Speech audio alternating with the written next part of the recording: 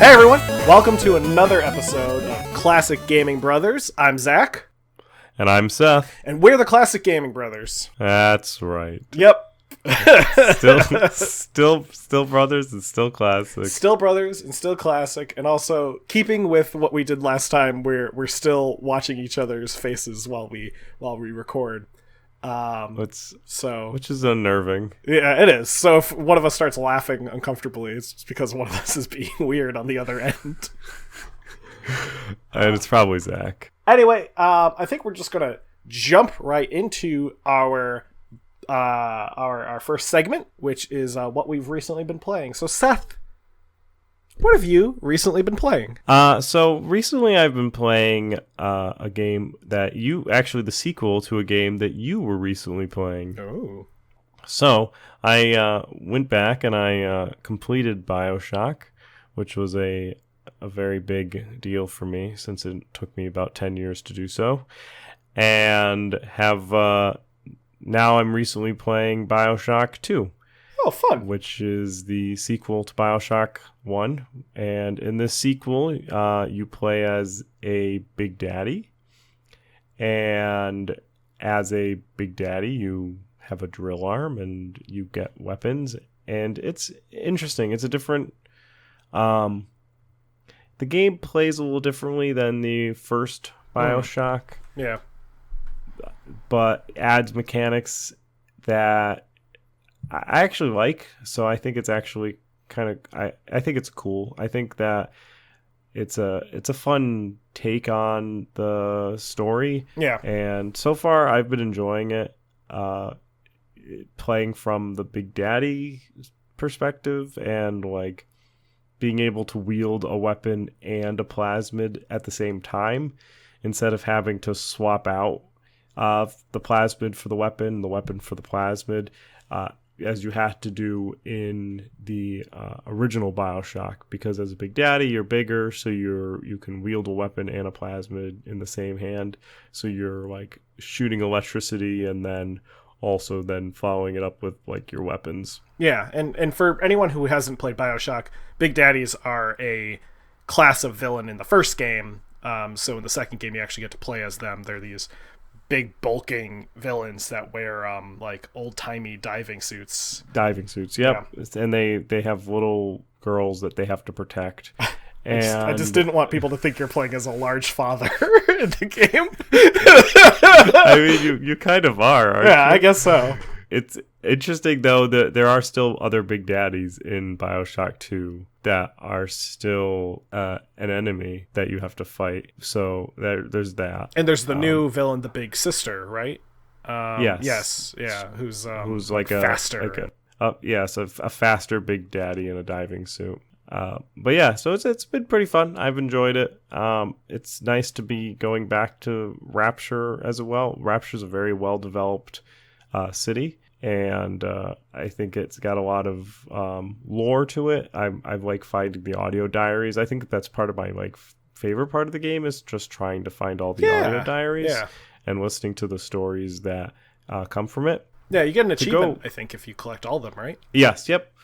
I think actually something that didn't come up when we were talking about it the first time, but I actually learned while playing through BioShock was that this is not a BioShock episode, but I just thought it was a fun thing to learn that they had no money when they were making BioShock. And there is a part where you meet a character named Tenenbaum, and she is a reused character model because they ran out of money. Yes. For a new model. So they just have her in the shadow, but it's the same exact model as somebody else.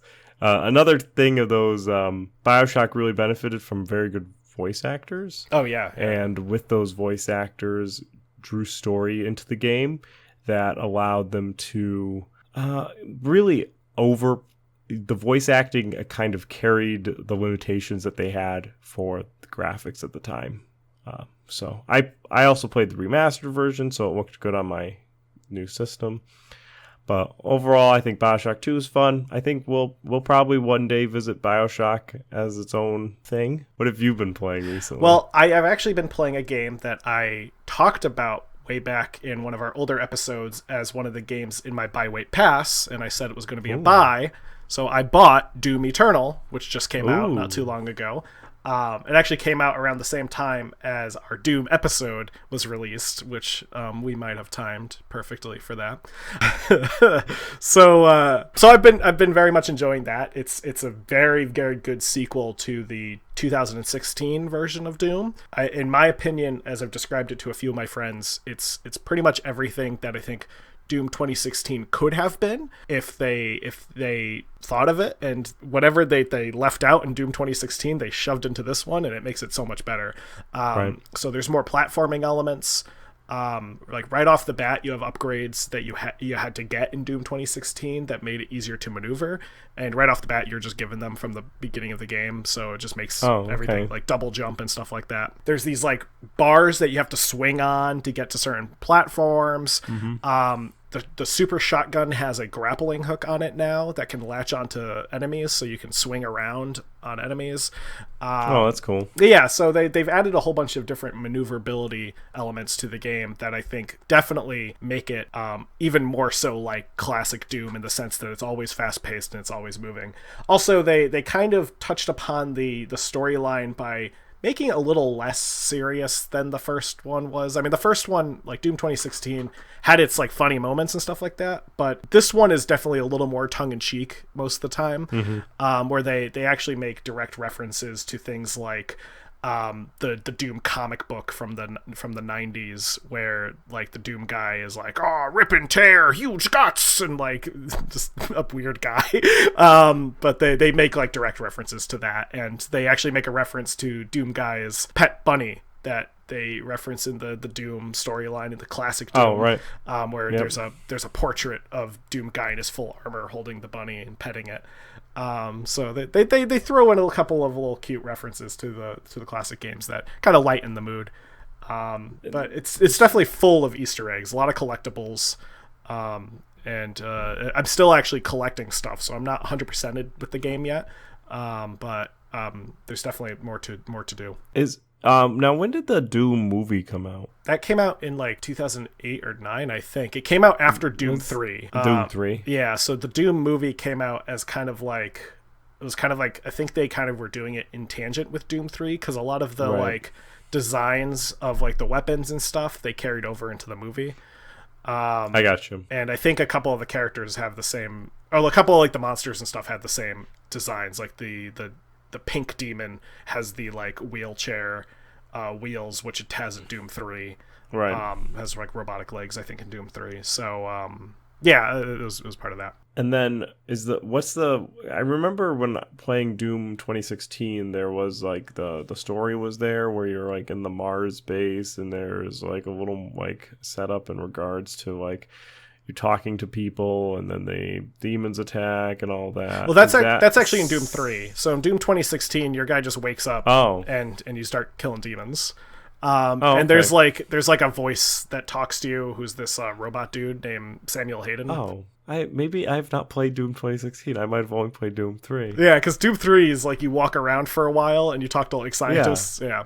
There's none of that really in this one. There is like, not to give away anything, there is one moment where you can where you see some NPCs, but you don't really interact with them. It's kind of a cinematic element where you're just walking through, and it's everyone kind of like freaking out because here's Doom guy, like this big buff man, duked out in weapons, just like strolling through the base, like I'm on a mission, you know. But yeah, it's so far it's a good game. If you have a computer that can handle it, or a modern system like the PS4, the Xbox One, or the Switch, actually, I highly recommend picking it up. It's a fresh release, so fresh. It's certified fresh, right? Certified fresh from Zach's Rotten Tomato patch. Rotten Tomato patch. Well, Doom is a good segue into our middle segment today, which is going to be about another first-person shooter. We've talked about a first-person shooter. We went real-time first-person shooter, real-time strat, then we're going back to first-person shooter, I guess. So I guess next week we'll do a real-time strategy. Who knows? Talk about StarCraft or something. But this week we're going to be talking about a game that was inspired by Doom. There's a lot of Doom elements to it. It is probably one of the preeminent video games of our age. I would even say probably one of the founding games that ever came from a cereal box. That's right. And that game is Chex Quest. Chex Quest, yeah. Chex Quest is a grand game, and came out in '96. Yep. And had it was very much branded for the General Mills brand of Chex cereal. Yeah. And Zachary and I both played Chex Quest. I want to say that Zachary played Chex Quest before he played Doom. I did, yeah. I think I mentioned that in the episode, our Doom episode, is that my first experience with anything related to Doom was Chex Quest. And I played Doom and I played Wolfenstein 3D prior to playing Chex Quest. So Zach, what are your memories when it comes to Chex Quest? Well, a lot of my memories of playing Chex Quest were actually is a lot of memories similar to playing Warcraft, because I was playing both games around the same age. But I remember we had it on our 486 Packard Bell computer, which ran Windows 3.1, and I have a note that I think we ran it through DOS, but I think it actually did have an icon, I think, on our so I think we ran it through Windows. Windows 3.11. Yes. I don't actually remember getting Chex Quest, so it might be that, like, it came out in 96, so I was around 3, so I don't think I would have remembered, but I remember the CD had the Chex Warrior on it, who's this, looks like a Chex cereal piece with a face. Yep. Pretty much, like, he has like blue arms and legs. It kind of looks like what would happen if like the Chex cereal was armor and they put a man inside of it. And he's zapping with what looks like a television remote at these like booger monsters. And then I remember on the disc it said that comes with like 40 hours of America Online. That's true. It did. It was a great partnership between General Mills and AOL. Yes. And they did give the product away with some manner of hours of AOL, because at that point in time you would have to have an application to connect to the internet, and you would have to have so many hours. The internet was kind of like a motor. It ran for only so long, and then you had to do something else with it. But one thing I do remember with Chex Quest is, and kind of reviewing it and replaying it to this day, is that it is a lot shorter than I remember it being. I think I just spent I was either real bad at it, or I just spent way too long in the levels. I remember the levels being a lot longer, but no, the whole game is only 5 levels long, and you could run through the whole game in less than 20 minutes if you really pace yourself. I mean, I think a speed run of the game is probably less than that, but yeah, I think part of it is that time is a lot longer, or feels a lot longer for children. I think children, an hour or a day makes up so much more of your life as a child than it does as an adult. Yeah. So your perception of time is a little distorted, especially when you're thinking back to your memories then. Then you think about that game, you're like, oh, that game went on forever. And then you boot it up and you're like, oh, no, it doesn't. Or due to our inability to play the game might have gone on for a while. I remember the game taking a lot of time to play through it, or we liked replaying it. We did. I think it was our only first-person shooter for quite some time. Yes. And we weren't really allowed to get violent video games in the house, and except for the Sega games that we had involving helicopters and terrorists. Yeah, that was fine. The Gulf War. But the Gulf War. Those are historical. Those are fine. But no shooting, no Doom in the house. I had to go to a friend's house to play Doom. So my memories of Chex Quest are, I remember getting Chex cereal for the purpose of getting the game Chex Quest. That was a thing that I remember asking for, and my parents, or our parents, being able to do such thing for me, which was nice. It kind of reminded me of the Christmas Story with the Ovaltine and the Ring Command. Like Ovaltine. Yeah. Very similar type of feeling for me, except I actually got a product that was worthwhile. Yeah, it was actually it's enjoyable despite being an overblown commercial essentially, but it's fun. Right. We played it and we had it. It was 5 levels. And it was a good piece. I remember a lot of the certain levels in particular stick out more so in my mind than others. Especially, of course, the landing zone, which is the first level, and getting there. The intro is great. There's like all these other cereal people. You're essentially there's something going on, and they're at a cereal convention, and all these cereal pieces are gathered around of the world powers in space, and the Chex guy shows up, and they're like, "Who can do this?" And Chex Man walks in, and he's just like, "I can do it." And they're like, "All right, here you go." He doesn't offer any credentials. They're just like, "We need someone who could do this thing that we need done." And he's like, "You got it." Because they're all scientists, and he's the only fighter. Or the Cheerio General Man. Yes, and the Cheerio General Man. But there's like Cheerios and like Corn Puffs and Chex Quest. I don't know if they're actually Corn Puffs because I don't know if Corn Puffs is a General Mills product, but there's definitely Cheerios and Chex and other Chex in there.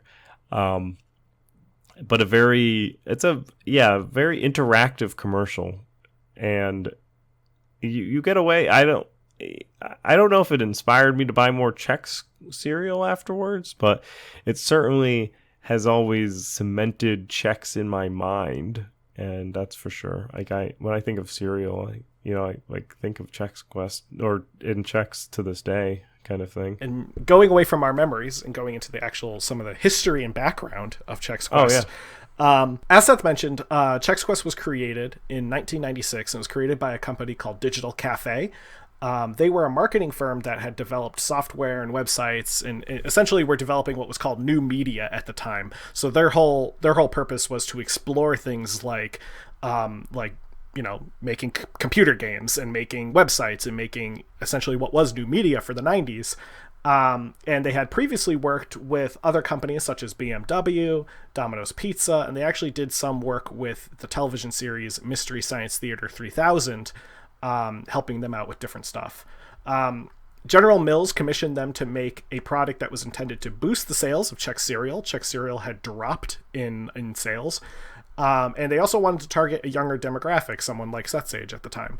Right. General Mills pitched the idea of a horror game set in a cornfield. Oh, that's interesting. But Digital Cafe had already essentially come up with the idea of what Chex Quest was going to be, and so completely threw that idea out from General Mills. It just was like, no, we're just doing our own thing.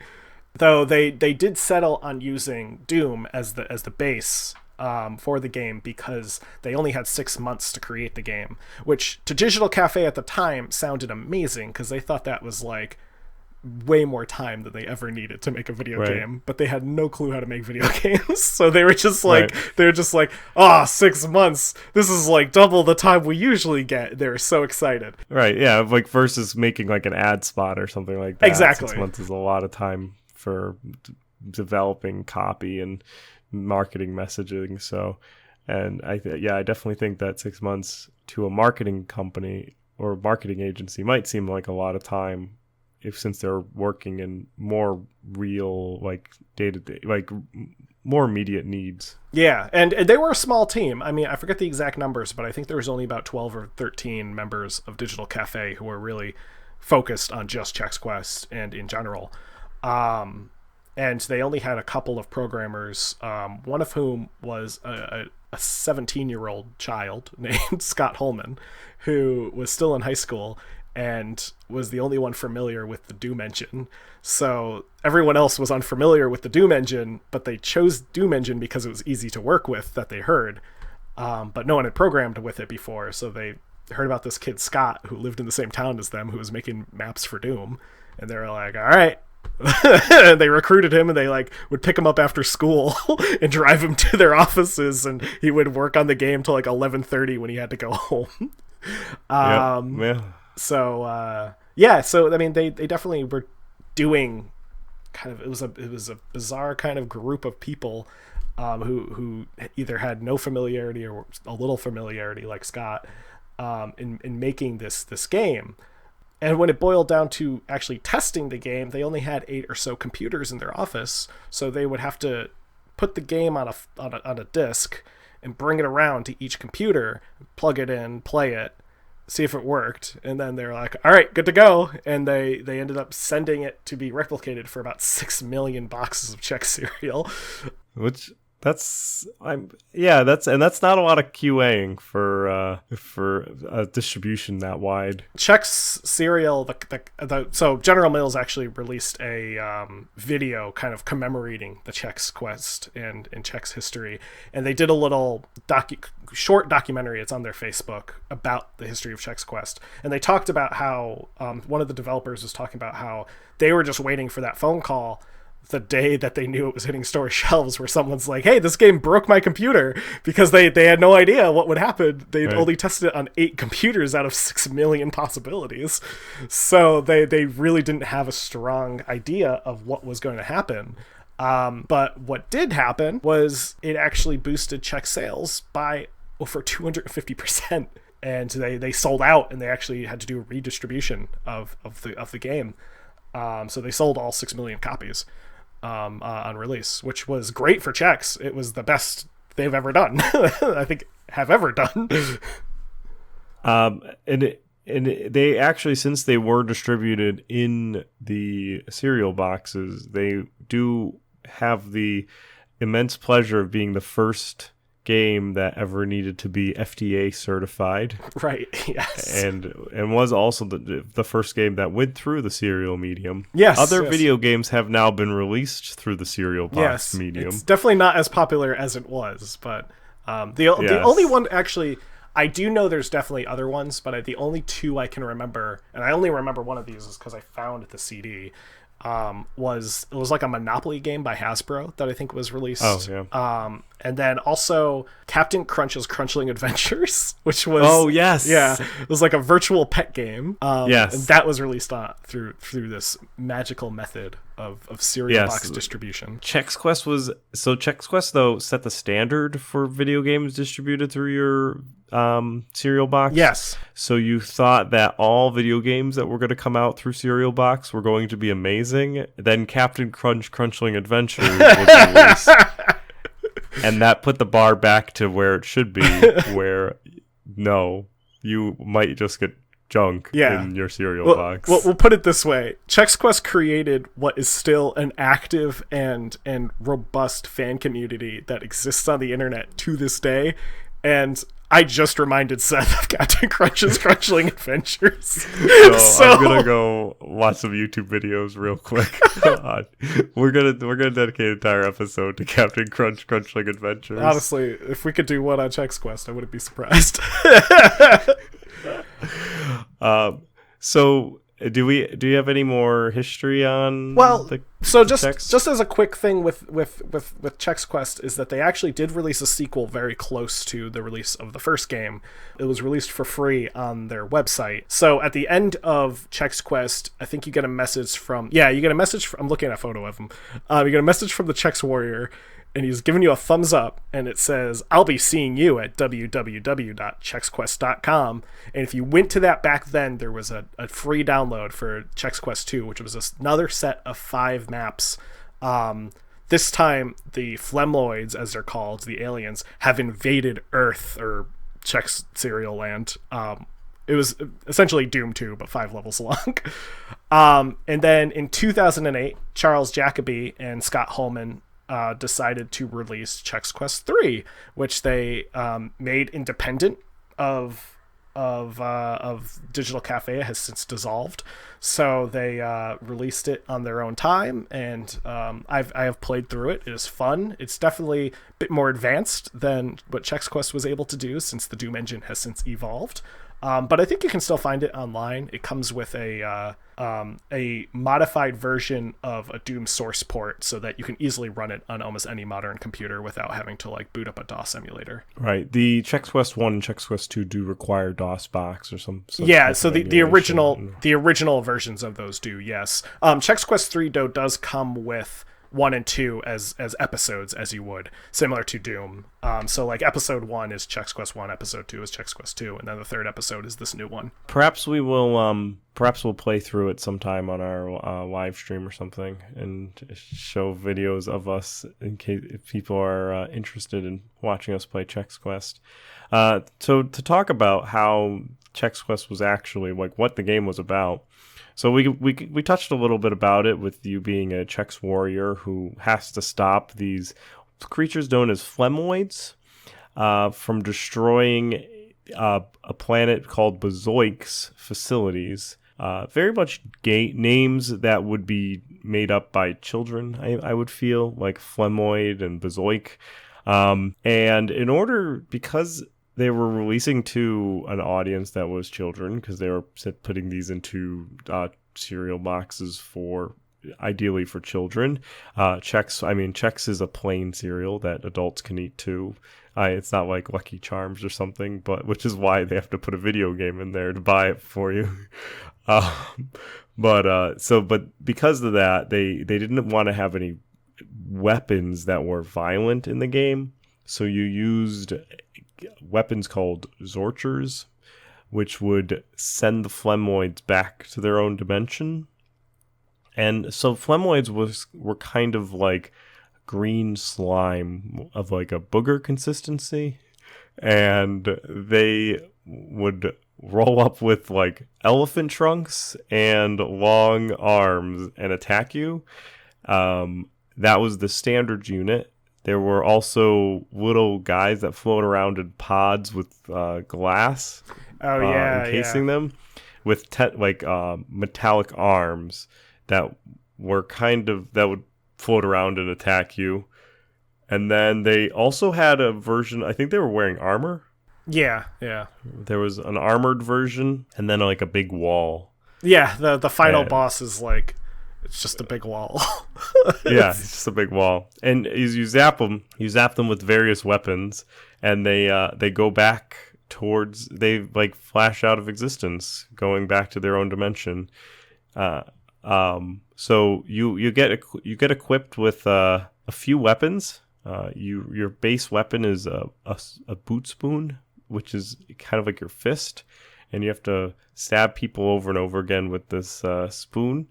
Then you can eventually get an upgrade to that, which is the Super Boot Spork, which was a automatic spinning spork that was like pump fed, and it was like it spun, and it was very much acted like the chainsaw. There was the mini Zorcher, which looked like a remote control and acted like a pistol. The large Zorcher, which was a bigger remote control that had almost like an ammo clip that came out.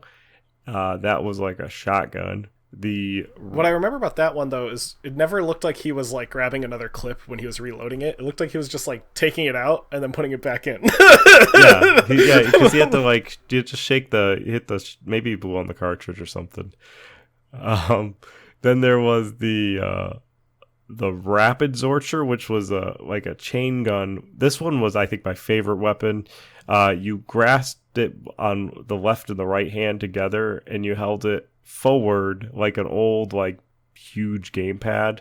And there was like a spitting thing in the middle that like chained out and would send them back to their own dimension. There was a Zorch Propulsor, which was the RPG, which shot concentrated blasts that would hurt you if you got too close. The Phasing Zorcher, or a plasma cannon that looked like a video camera to me and Zach and I, that shot like a stream of bullets.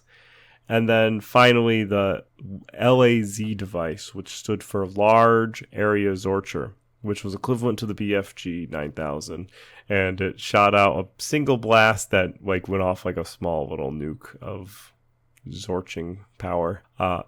Well, the game also had a very similar UI to Doom, where you had your health on one side, you had your shield on the other side. You could collect up to 3 keys, and as you got damaged, you got slimed instead of blood appearing.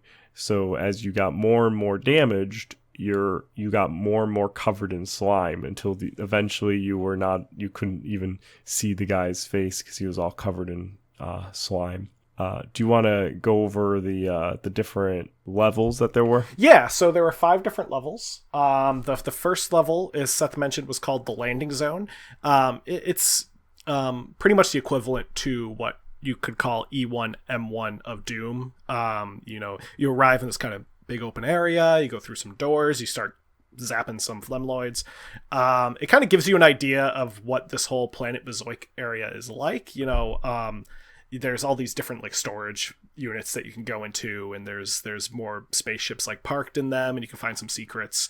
You can find the Rapid Zorcher in one of the locations, so you can get that early and kind of pump up your arsenal as you would. The second level was Storage Facility. It was these tall stacks of boxes and stuff that you had to kind of navigate through, and then there was a lot of like different teleports and stuff that you had to take to get to different parts of the facility there. The one thing I remember about Storage Facility is that there's a secret if you jump from an elevator onto, and you couldn't jump because it was Doom, but if you like ran fast enough and you fell off an elevator onto one of these storage boxes, there was a secret room hidden behind a wall panel, and inside of this room was photos of the entire Digital Cafe staff and the large area Zorcher sitting right in the middle. And that was a cool little thing to see these people. And right after that is Laboratory, which was, as the name implies, a laboratory. This level kind of stood out to me because it was had some like really weird like set pieces and stuff like that. There was like this weird like it looked like a hot tub in the middle of like one of these like science lab areas, and also I had this not really maze, but this one area where the lighting was really dark, and it looks it's creepy, and it looks better when you're playing it on a modern source port of Doom, like Z Doom or something like that. But if you're playing it on the original DOS version, it was like near pitch black because the lighting wasn't great. So it was like terrifying. Especially when I think there's phlemloids in that area. Yeah, there are. So it's like and you hear they have this weird I don't know if I can replicate it's like a scream. Yeah. After that is the Arboretum, which is kind of this cool area. So the Arboretum, the original design for it was, kind of clunky looking in the original Chex Quest design, to be honest. But in Chex Quest 3, Charles Jacobi actually redesigned the Arboretum to be a bit more aesthetically pleasing. He added these like glass panels to the actual greenhouse area as opposed to just like walls, because a greenhouse should have windows. But the cool thing about the Arboretum is that it has a little maze right at the end, which used to bother me a lot as a kid because the map in the game would be disabled only in the maze. So even if you had a full area map, it wouldn't work in the maze. And then that leads right into the caverns of Bezoik, which are deep under the ground of the planet of Bezoik. And you go through these rivers of phlegm, I guess you could say, like the green slime. Yeah. There's way more phlegmoids. You tread through rivers of phlegmoids. Yeah, pretty much, essentially. And then you come across the big wall of phlegm, which is the phlemloid boss, which I guess is like the equivalent of the icon of sin in Doom 2, just this big wall that you have to kill. Then aren't some of the people trapped there in that final zone? So there are people who were taken captive apparently in the game. I don't actually remember being told this in the storyline, but there were people taken captive, and they're hiding behind that wall of phlegm. That's where they're captured. And so the one thing I remember is that one of them is a Cheerio man who has a hole, he has a hole in where his stomach would be, and I could always shoot one of the Zorchers directly through him and just get a hole in one every time. And I usually just sit there for a while just being like, hole in one, which, thinking about that, if I was captured and then finally freed and then someone just took pot shots around me until they saved me, I'd be a little frustrated. Yeah, and then once you beat it, the credits roll and it plays this little outro video, which wasn't as cool as the intro video. It's not like a CG thing. It's like still frames that like stretch and skew as they transition. But that's where the Chex warrior saves the people and they get back in his ship and they fly away. Though I think if I remember correctly, there's still Flemoids on the planet when he flies away. So he did not do a good job saving the planet. he just like don't they wave goodbye? They do wave goodbye. They're like, yeah, bye, the Flemoids? Bye. Yeah. And then he says he'll be back. Yeah, he says we haven't seen the last of the Flemoids, and then the credit music plays. He didn't kill them all the first time. Yeah, because he did bad. And yeah, and those are the 5 stage. One thing that I actually wrote down here in these notes, but the music of the game, I really like the music. It's, at least when we were playing it, it was on, I don't know if we had like a sound blaster or what. It was not a great sound card, I don't think. But it was this like smooth jazz, like MIDI music that would play. Yeah. Which was so much different than Doom, where Doom is like all heavy metal and like hardcore music. And this is just like, it's relaxing. It's smooth jazz. It's like half the time you feel like you're in an elevator when you're playing Chex Quest. Yeah, I definitely feel like they found some like very elevator type music that they just played through the entire game. And it is just a kind of a relaxing game. The Flemoids we will get that sound in there. It is kind of terrifying, especially when you're a child. Yes. And all of a sudden you're getting besieged by these things spraying green goop at you, because that's how they attacked you. They would spray green goop at you from their nose and their hands. Right. And like in Doom, which were all tubes. And like in Doom, you have a little picture of your guy at the bottom of the screen in the status bar. Yeah. And he wouldn't get bloodied up because, blood doesn't exist in Chex Quest land, but he would get slimed up. Yeah, that was always cool. Yeah, I mentioned that earlier in this podcast. I'm just saying. If you just listen to this podcast, you would be able to hear me talking about that. Yeah, no, overall Chex Quest, I think, is if you're a fan of like classic Doom, classic shooters, even if you don't have a memory of Chex Quest, it might be worth just grabbing Chex Quest 3 and playing through a little bit of it, because it's a goofy, fun game, in my opinion. All of it. Yeah, I think it's free too, isn't it? It is free, so I don't know where exactly. I think you can find it just if you Google like Chex Quest 3, you should find a download of it. Yeah, there's a couple of downloads popping up. Yeah, so just Google Chex Quest 3. Don't click on anything that's sketchy. Yeah, and get yourself a copy of Chex Quest 3. You can actually find it on the website moddb or moddb.com, moddatabase.com. Which contains a whole bunch of like total conversions and mods and stuff for Doom and other games, but they have all of Chex Quest 3 on there. And Chex Quest 3 does run on modern systems? It does. So Chex Quest 3, I think I mentioned this earlier, comes with a modified version of what's called Z Doom, which is a modern source port of Doom that is 100% compatible with modern. At the time of this recording, 100% compatible with modern computers. Right. So who knows if someone 200 years down the line is listening to this podcast and suddenly they can't get it to work because Windows 400 doesn't run ZDoom. Sorry, they could take it up with us. Yeah, they can. Complaint department. Yeah, the multimedia enterprise that we'll have. So I think that's it for Chex Quest. There are sequels to Chex Quest. Maybe we'll come back and talk about the sequels. Maybe we'll just play them on our live stream and you will see us play Chex Quest. Or we'll put it up as a video in case you don't want to check our live stream because we stream randomly. So let's move on to some stuff that's coming out or is in early access. So this is our Byway Pass segment where we talk about games that are coming out or we're excited about. We're gonna stick with games that are in early access. So once you listen to this episode, you can just go on right over to the store and pass on it with us. Yeah. So Zach, what are you looking forward to buying, waiting, or passing on? Yeah, so the game that I was interested in, and I might, I'm still deciding on maybe by the end of my little spiel on it, I'll decide if it's a buy, wait, or pass for me. But it's a game called Wrath, Aeon of Ruin, or Aeon of Ruin, Aeon, Aeon of Ruin. Aeon. It's developed by a company called Kill Pixel, and it's actually being published by 3D Realms, who we've mentioned before. They were the company that created such classics as Duke Nukem and some other games that were... Did they do Bulletstorm? I think they might have done Bulletstorm, or at least they published Bulletstorm. I know they did Shadow Warrior. That was their kind of big Oh, one. yeah. That makes sense. Oh no, Gearbox I think did Bulletstorm. Oh, right. I think. Someone will correct us.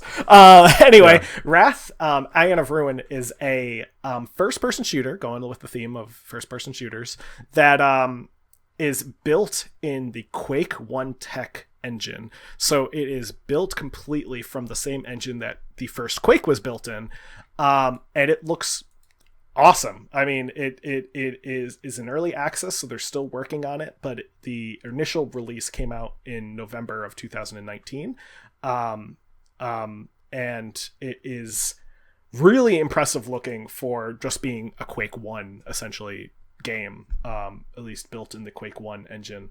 What is cool though is that from some of the early reviews and such I've seen of it, they really did their time making sure this game kind of kept the not only aesthetics of Quake games and the games of that time period, of that later part of the 90s, but also they really went all out and they made sure that it works like one of those games too, where one of the reviewers I was watching actually got the game to run on a older computer system, like a Windows 95 computer running a Voodoo 2 graphics card from the 90s.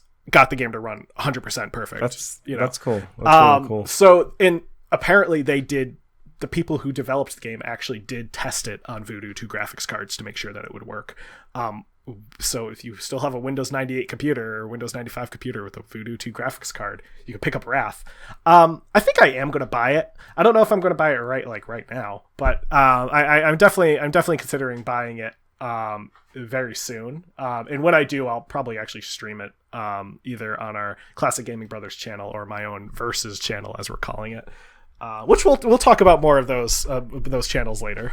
So Seth, what are you looking forward to buy, waiting, or passing on? So there's a game that's called Subnautica, which is a released game. It takes place under the water, and you essentially, perhaps even Subnautica, you underwater, right? So you take place. You're in this like a spaceship. It crashes into a water planet. Like everybody's dead. You're like an escape pod. That's not a spoiler. That's the start of the game, and you have to go out and survive and essentially figure out what's going on and try to gather elements. And it's a crafting game overall, very similar to games like Rust. I would say The Forest, but The Forest is also a horror game. But more like Rust, Ark, games where you're like building things and all that. There is now a sequel that's called Below Zero, which is in early access. And it takes place, so you're now in freezing underwater adventures, and it's a year after the original Subnautica, and you have to survive a disaster at a alien research station and craft tools, scavenge for supplies, and kind of figure out the next chapter in the story of Subnautica. So it's an open world survival crafting game, where you're trying to build stuff, and the developer is a very small development team. It's called Unknown Worlds Entertainment, and they are also the publisher. So I'm not sure exactly how many people are on his or their team, but I know it's a small team, and the way that the game takes place is it's just retake on the Subnautica world, which I like. Very positive. The only issue that I personally have with Subnautica is it would be a great game to play with somebody else at the same time, and you can't. They're both single player. It is a fun like single player experience, but definitely is a game that I would enjoy playing with somebody else at the same time with. I'm going to put this down as a wait though. I haven't gotten as far as I would like in Subnautica to go through and play the next chapter. And it's also right now $19.99. Subnautica is like $29.99, so you're looking at like $50 for both of them. I don't think that's a bad deal. I just don't know if I don't know. My personal opinion is that I would check out Subnautica. Subnautica is a great game. I'm very excited about playing Below Zero, but with it still being in development and I haven't beaten Subnautica, I think it's going to be a wait for me until I get a little farther along with Subnautica. And so that's that episode. It is That done. is it. That is that. We did it. We did it. We are done. We made it through. Seth, if people want to reach out to us, if people want to send us, positive messaging, just big old thumbs up the whole time. You didn't like the hate mail? No. Oh, I did like the hate mail. I thought it was great hate mail. But if people want to just send us some thumbs up, how can they get in touch with us? Well, we have to contact us, we have our email address, which is at classicgamingbrothers@gmail.com. You can also cruise on over to the Classic Gaming Brother website, which is classicgamingbrothers.com, and go to the feedback form, and you can fill out the feedback form, and that feedback form will send an email for you to us so that we will read it. So you would still also have to give us your email, and it's just like writing an email, except you can do it on a public library without logging into any That's right. Gmail accounts. The form exists. The only feedback we've gotten through that form so far has been spam, but it's there for everybody to use. Or you can send us an email directly. We check our emails pretty regularly. You can also hit us up on Facebook, Instagram, Twitter. Our Instagram and Facebook are at Classic Gaming Brothers, and our Twitter is at CG Brothers Pod. And all of those we manage pretty regularly. We check in. Give us a like. You can send us a message. You can also post things, share things, tag us and stuff. We try to comment on as much as we can. And but in order to be part of the giveaway prize that we run 24/7 here and on this channel, you have to send us an email at classicgamingbrothers@gmail.com. Then we will give you the chance of winning a prize. And if, for example, you want to support us by sharing us or ringing any bells like on YouTube or anything, all the bells, or going to our store and purchasing any of our products, which you don't have to do, but that's cool. Those are all great ways to support us. We definitely like it if you share us, if you follow us, if you ring bells, ring all the bells, do anything that you can to promote us. Tell 3 of your friends. Tell 3 of your friends who will tell 3 of their friends. Just 3. Just 3. That's right. That's 3. And if you want to tell people to listen to us, you can tell us that they can find us on iTunes, on Spotify, on any of the available podcasting applications that we know exist. If there's one that, say your friend listens to some really obscure podcasting application that we've never heard of before, you can write us a message and say, hey, Zach and Seth, you're not on this app. You keep saying you're on everything, but you're not on this one. Guess what? We're going to get on that one just for you, or at least we're going to try our darndest. We will. We'll definitely do that. And if you can't get enough of Classic Gaming Brothers, there's more. There's more. Wait, there's more. You can now find us on Twitch, which is twitch.tv/Classic Gaming Brothers. Yes. We've been doing some live streams. We've also been posting some of those live streams directly to our YouTube, which is also Classic Gaming Brothers. So far, we've done a live stream of some classic Sega games. We've done a little bit of Warcraft.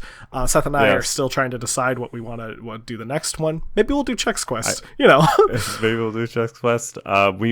we do have Zach has converted his Twitch account to a versus Classic Gaming Brothers so that we can do multiplayer. So you can picture us and watch us play the game against each other and see who's better, and maybe even we can place bets. It'd be great. We can run like an entirely like a sporting. Yeah, I think it's legal here.